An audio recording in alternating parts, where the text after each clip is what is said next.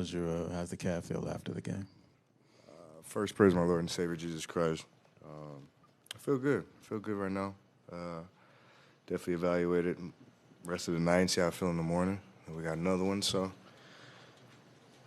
far so good. Feel good. I finished the game well, so that's all I can ask for right now. Yeah, obviously, I was going to ask, when did you make your mind up that you was going for the chase down block on LeBron? Kind of the entire way. I knew I was just going to kind of at least make a play on the ball, whether it's try to go for a steal. But I seen once he starts slowing down, that's when he's start making his read, and I know he loves to do the spin move and transition. And he gets a lot of people on there. He gets you biting left or right and bumps you and spins off you, and he's at the hoop. So it was just a timing thing, man. I got right place, right time. The other thing I had was this was probably one of the more efficient offensive games you guys play when you look at the number of points matching with the defense. How would you rate in terms of the complete game for you guys that you've had this year? Does that rank up high or what? Yeah, I think it does. I think we really played exceptional hoops tonight. We just moved the ball, moved bodies. Ball was popping. Then defensively, I think we turned it up in the second half. First half, they were way too comfortable.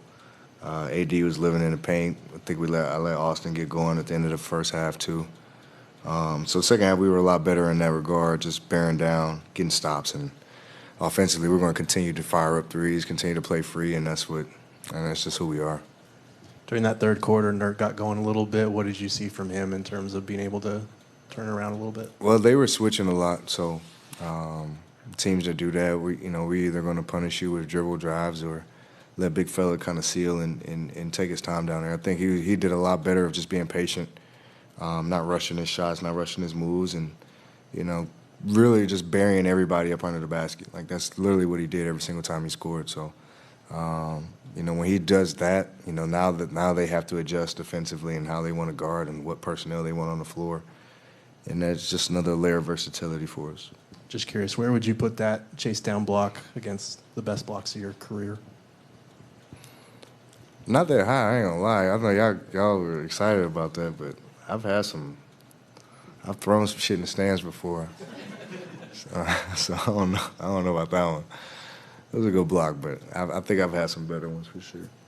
Book said that got shown by Coach after the game as well. What was that moment like for you?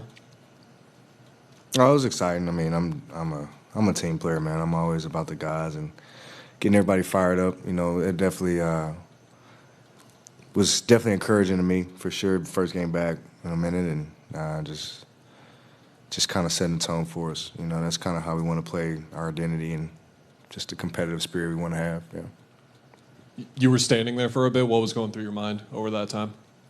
I was just looking at my kids. My kids were hype over there, so I was kind of just staring at them, and they were hype about it. They love Bron, so I think probably me blocking his shot was probably the highlight of their night. So I was just giving them a little love.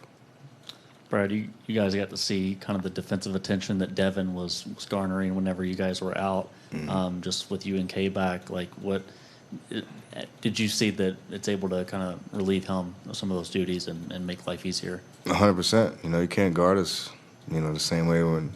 I mean, it's obvious. It's like that if any of the combination of us weren't out there. They're going to double team the guy out there and force the ball out of his hands, booking K hands, and you definitely seen it tonight. You can't double team him when all three of us are on the floor. It's just too much versatility on the backside and high-powered weapons. So we love it. Obviously we got to be healthy and make sure our availability is our best ability and staying back. But that's just a testament to how we can play.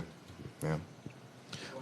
The only other thing I had was also finding you with the bounce, with the pass for the layup. You've talked before about his ability to do that. Was that another example of him just the IQ part of his game? Yeah, it's funny because Oso's a point forward. If you ask him, he's a point guard. But I love his IQ, his patience. I think that's just a tie. I'm going to give his college coach some credit. Shaka Smart. I think that's Shaka. Shaka is really good at pushing guys and getting them to play hard and just having a good IQ and feel for the game. I feel like he's had that coming into our team. And obviously the system we put around him and coaching staff and just the players that we have. It just makes life easier for him. We all encourage him to be who he is, and he understands he has an important role in our team for us to be successful. And Coach lets him flap his wings. You know, he doesn't put him in a box. He lets him make some mistakes. You know, he lets him play through them, and that's what you need as a young guy. You know, that type of trust and that confidence. Thanks, Brad. No problem.